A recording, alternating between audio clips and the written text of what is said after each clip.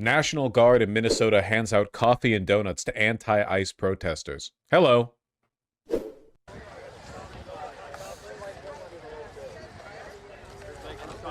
That really is good news. It's almost Valentine's Day. We get a shot of it. Dude, the National Guardsmen seem so fucking normal and well-adjusted compared to the ICE guys. Like, every ICE guy is dressed to the nines in tactical, chud face, disgusting, repellent aura. These are just like dudes, you know? Remember, the National Guard in Minnesota are all wearing bright yellow safety vests to distinguish themselves from ICE. So I guess what we all have to look out for now is when the ICE agents start putting on those same yellow hazard vests to blend in, you know? That is so nice. They look so friendly. Indian guy giving samosas to protest. How do you know he's Indian? Oh, I guess the tweet says it.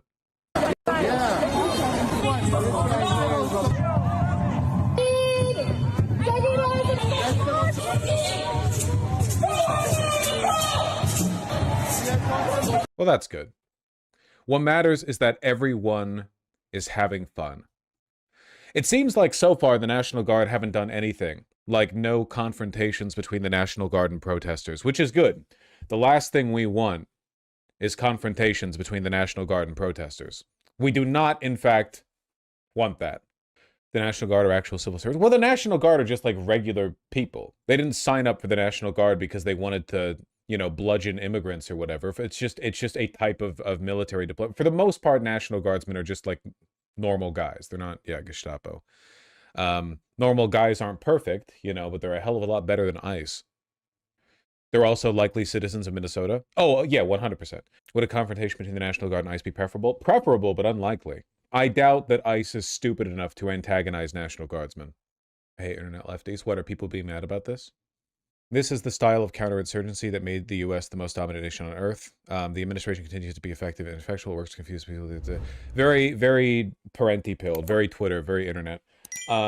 Yeah, no. Unfortunately, a lot of people can't really distinguish between these different groups, or they see everything as this. It's a weird kind of American diabolism that loops back around into belief. So I guess, in my opinion, I don't think I'm a very conspiratorial person, even though I say deep state like 27 times a stream.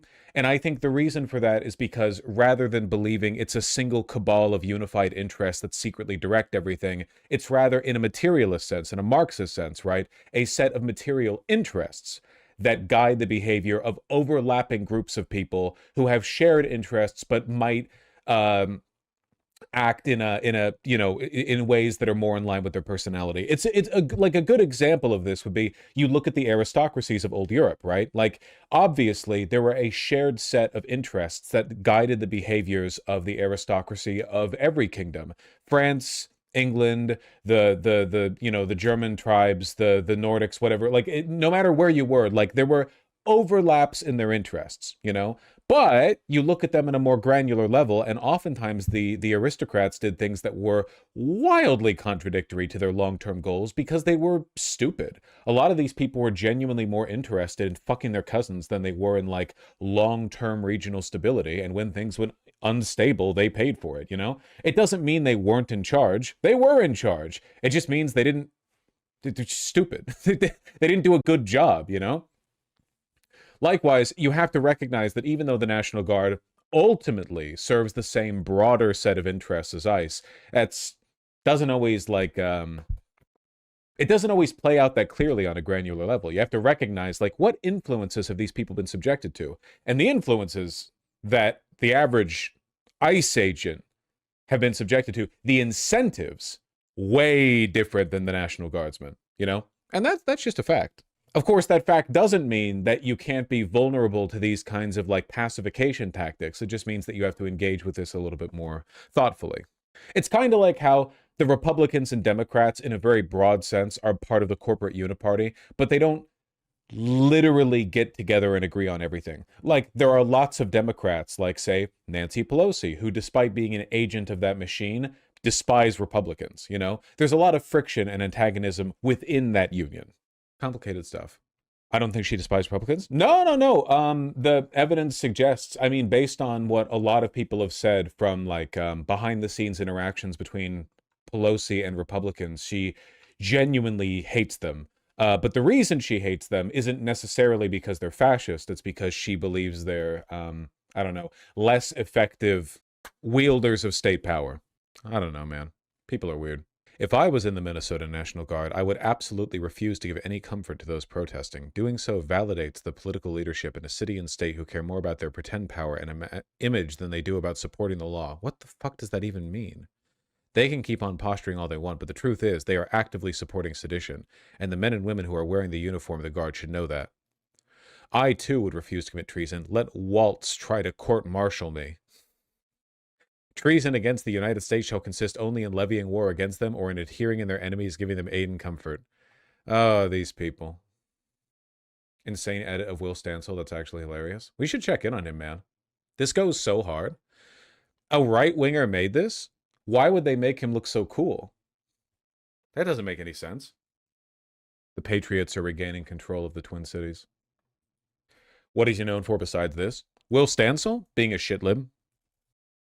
But we forgive him, for he is the strongest shitlib. MAGA military geniuses are talking about Minnesota protesters like they're the Iraqi insurgency, the Taliban, and the Viet Cong all rolled into one. Yeah, the this happens basically anytime conservatives. I think it's a genuine 50-50 mix of deliberate dishonesty and mental retardation, where they will pretend that any kind of organized community effort has to be funded by George Soros, essentially. As a former Special Forces warrant officer with multiple rotations running counterinsurgency ops, both hunting insurgents and trying to separate them from sympathetic populations, I've seen organized resistance up close. From Anbar to Helmand, the pattern is familiar. Spotters, cutouts, dead drops, or modern equivalents, discipline comms, role specialization, and a willingness to absorb casualties while bleeding the stronger force slowly. What's unfolding in Minneapolis right now isn't protest. It's low-level insurgency infrastructure built by people who have clearly studied the playbook. Holy ChatGPT. Signal groups at 1,000 member cap per zone, dedicated roles, mobile chasers, plate checkers, logging vehicle data into shared databases. 24/7 dispatch nodes through vectoring assets, salute-style reporting, size, activity, location, unit, time, equipment on suspected federal vehicles. It is ChatGPT, though. This isn't spontaneous outrage. This is C2, command and control with redundancy. It is ChatGPT, 100%. The most sobering part, it's domestic. God, it's so easy to see. Yeah, the not X but Y thing is the biggest giveaway. If he's using ChatGPT, that probably means this is genuine grifting, right? Not just mental illness. What was that? Who was that guy on Twitter? It was yesterday where he was like Hearts of Iron 4 posting. He was like, "Don't worry, my brethren. Minneapolis is a siege, and the long war favors Trump." Did you see that? If somebody could find that post for me, please. Will Stansel owning it.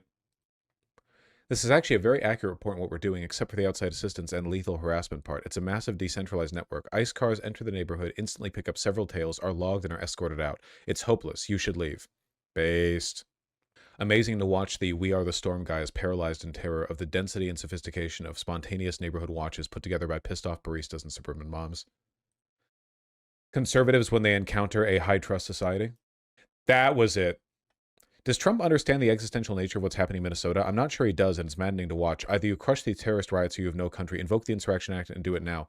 Relax. A slow tempo favors the Trump administration. This is siege warfare. Minnesota is favorable ground for ICE. It forces Antifa to deploy extended supply lines in the cold in a small state. We want this to drag on for at least 3 months. It's a war of attrition.